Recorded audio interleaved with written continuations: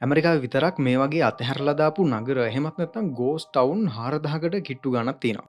ඒ වගේම මුළු ලෝකෙම ගත්තොත් මේ වගේ හැංගිලා තියෙන අතහැරලා දාපු ගම්මාන ගණන් කරන්න බැරි තරම් තියෙනවා. ඒත් කාලෙක මේ තැන්වලත් මිනිස්සු පිරීලා හිටියා, කඩසාප්පු ව්‍යාපාර හිම ජයටම කෙරුණා. සාමාන්‍ය මිනිස්සුන්ගේ එදිනෙදා ජීවිතයේ සද්දබද්ද වලින් මේ නගරත් පිරීලා තමයි තිබුණේ. ඒත් අද වෙද්දී මේ ගොඩක් තැන් සම්පූර්ණයෙන්ම පාළු වෙලා ගිහින්. දැන් ඉතුරුලා තියෙන්නේ හිස්සුන ගොඩනැගිලි කැඩිලා බිඳලා ගිය පාරවල් එක්ක ඇඟ කිලිපොලා යන විදිහ මූසල නිශ්ශබ්දතාවයක් විතරයි. හරියට නිකන් කාලය විසින් අමතක කරලා දාපු නගර වගේ. මේ ගොඩක් ගෝස්ට් ටවුන් වල තියෙන්නේ අතහැරලා දාපු බිල්ඩින් කීපයක් විතරක් වුණාට සමහර ඒවා දැක්කම පුදුම හිතෙන තරම් ලොකුයි. ඒ කියන්නේ මුළු නගරයක්ම ඒ විදිහට අතහැරලා දාලා ගිහින්. දැන් ටිකෙන් ටික කැලේ වැවිලා ඒ නගර ස්වභාව ධර්මයටම යට වෙමින් තියෙනවා. ඉතින් ඇත්තටම මේ තැන්වලට මොකද උනේ? ඇයි එහෙම හිටපු ඔක්කොම මිනිස්සු මේ නගර අතහැරලා දාලා යන්න ගියේ?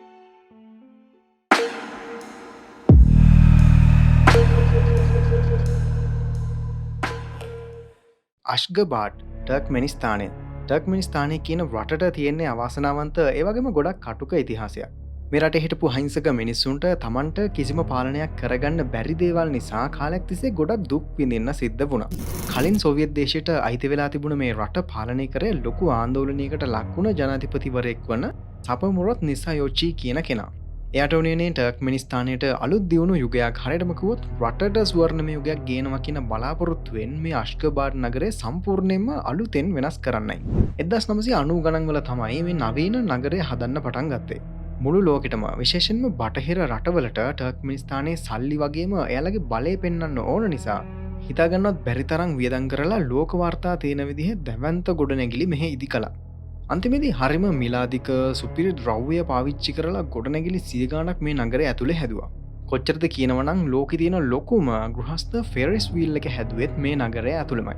හැබැයි මේ නගරය ඇතුලේ මේ වගේ සුපිරි දේවල් වෙද්දී රටේ අනිත් පළාත් තුල ජීවත් වුණ සාමාන්‍ය මිනිස්සු හිටියේ හිතාගන්නවත් බැරි තරම් දරුණු දුප්පත් කමකිනුයි. අද වෙද්දී මේ අශ්ගබාඩ් නගරය සමහරු හඳුන්වන්නේ මලවුන්ගේ නගරය, City of Dead කියලායි.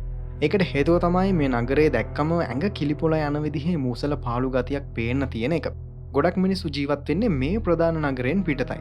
ඒ වගේම අදටත් මේ රටේ ගොඩක් පළාත්වල මිනිස්සු හරියට කරන්ට් එකක් බොන්න පිරිසිදු වතුර ටිකක්වත් නැතුව සෑහෙන්න දුක් විඳිනවා. ඇත්තටම මේක හරිම අමුතු නගරයක්.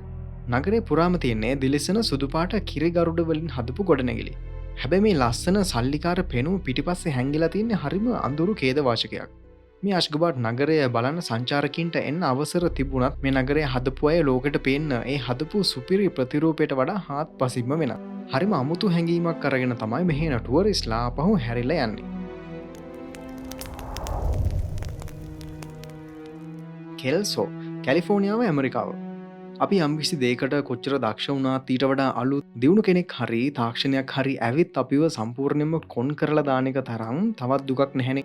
අන්න ඒ දේම තමයි අර පරණ වාෂ්ප කෝච්චි වලටත් සිද්ධ වුණේ. කැලිෆෝනියාවේ තියෙන මේ කෙල්සෝ කියන නගරය 1905 අවුරුද්දේ තමයි දියුනේ. එක කාලෙක දුම්රිය මාර්ගවල, පතල්වල සහ යකඩ උණු කරන කර්මාන්ත ශාලාවල වැඩ කරපු මිනිස්සු 2000ක් විතර මේ නගරේ ජීවත් වුණා. හැබැයි මේ නගරයේ තිබුණ ප්‍රධානම කර්මාන්තය උනේ අර වාෂ්ප කෝච්චි නඩත්තු කරන මධ්‍යස්ථානයේ පවත්වගෙන යන එකයි. හැබැයි පළවෙනි ලෝක යුද්ධ කාලෙදී කෝච්චි පීලි උඩට අලුතෙන්ම ඩීසල් වලින් වැඩ කරන කෝච්චි එන්න පටන් ගත්තා. ඒකත් එක්ක අර පරණ වාෂ්ප කෝච්චි වලට තිබුණ තැන ටිකෙන් ටික සම්පූර්ණයෙන්ම නැති වෙලා ගියා. ඉතින් අර වාෂ්ප කෝච්චි නඩත්තු කරන තැන් වලින් තවත් වැඩක් නැති වුණා.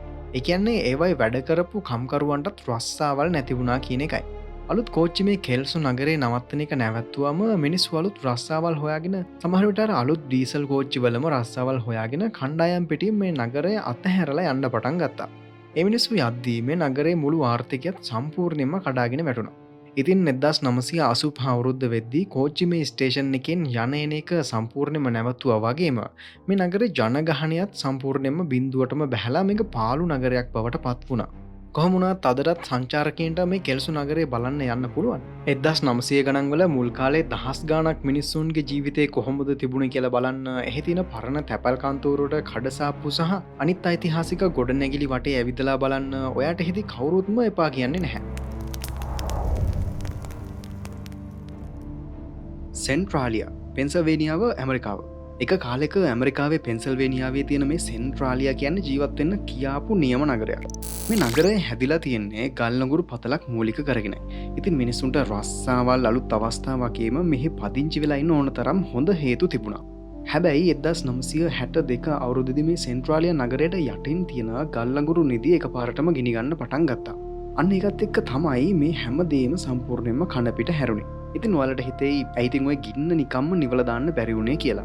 ඇත්තම කතාව ඒක නෙවෙයි, මේක නිකන් වතුර බල්දියක් ගහලා නිවලා දාලා පාඩුවේ ඉන්න පුළුවන් જાතියේ ගින්නක් නෙවෙයි. මේ සෙන්ට්‍රාලියා නගරයට යටින් තියෙන ගින්න දැන් අවුරුදු 60කටත් වැඩි කාලයක් තිස්සේ එක දිගටම පත්තු වෙනවා.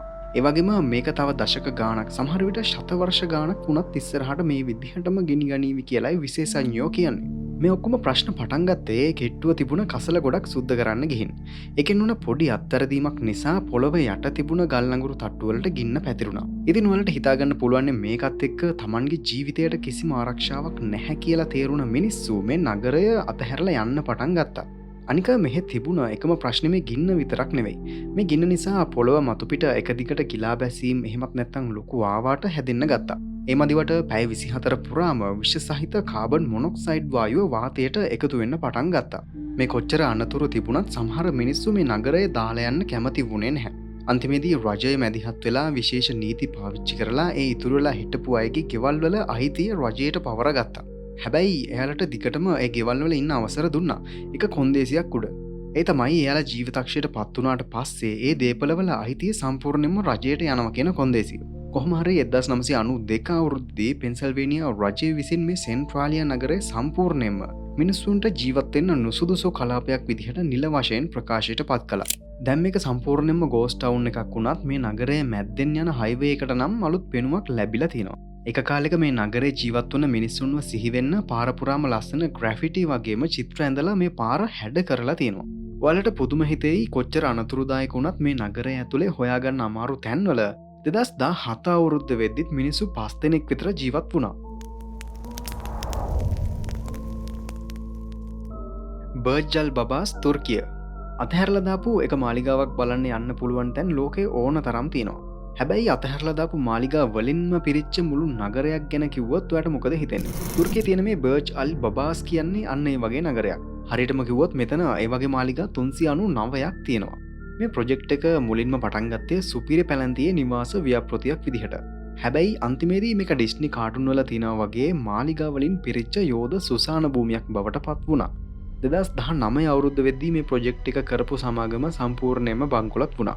මුලින් මෙයාලා ටාගට් කරේ ලෝකේ ඉන්න ලොකුම සල්ලිකාරින්ව. ඒ අයට තුර්කියේ නිවාඩුවක් ගත කරන්න ලස්සන මාලිගාවක් විකුණන එක තමයි මෙයාලගේ අරමුණ වුණේ. මාලිගා කීපයක් විකුණ ගන්න මෙයාලට පුළුවන් වුණත් ඒ ගාන කොහොමඩවත්ම ප්‍රමාණවත් වුණේ නැහැ. ඒකත් එක්ක මේකට සල්ලි දාපු ආයෝජකයෝ ටිකින් ටික අයින් වෙන්න ගත්තා.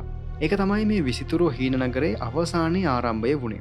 අන්තිමේදී මේ සමාගමට ඩොලර් මිලියන 25ක් වටින විකුණ ගන්න බැරි වුණ මාලිගා තොගයක් ඉතුරු වුණා. ඒ මදිවට ඊට පස්සේ තුර්කි රජයෙන් නිවාස සම්බන්ධ අලුත් නීති රීති වගයක් ගෙනවා. මේ බර්ජල් බබාස් ප්‍රොජෙක්ට් එක ඒ නීතිවලට කොහොමඩවත්ම ගැලපෙන්නේ නැහැ. ඉතින් ඒ නිසා මේ මාලිගා ටික අදටත් ඒ විදිහට නිකම්ම තියෙනවා. ගොඩක් දුරට මේවා සදාකාලිකවම මේ විදිහට අතහැරලා දාලා තියන්න සිද්ධ වෙයි. හැබැයි මේක හදපු අයට තාමත් පොඩි බලාපොරොත්තුවක් තියෙනවා.